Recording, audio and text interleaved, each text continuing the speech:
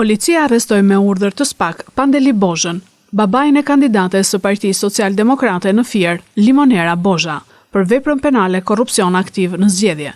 Në një deklaratë për mediat, kandidatja e partisë së Tomdoshit hodhi poshtë akuzat se babai i saj ka ofruar para në këmbim të votave për zgjedhjet e 11 majit. Është e pavërtet 100% kjo gjë. Unë e kam thënë edhe në një intervistë tjetër që kam punuar 12 vite, kam qenë pjesë e Partisë Socialiste për 12 vite dhe nuk kam bler kurrë vota për ata. Dhe nuk blej vota për veten dhe për asnjëri tjetër. As unë as familja ime. Unë jam një vajzë e qytetit Fierit, njohin gjithë.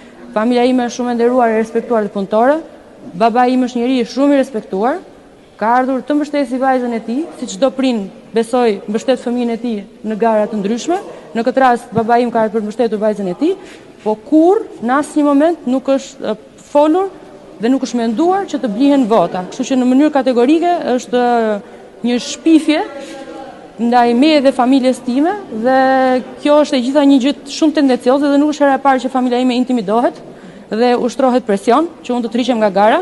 Një ka ime, normalisht ajo është lënë e lirë, vetëm i matë ndodhet në komisariat. Siç e thash, kam shumë pak informacion nga policia, nuk jep asnjëri asnjë lloj informacioni. Por e gjithë kjo situatë është tendencioze dhe është e përsëritur.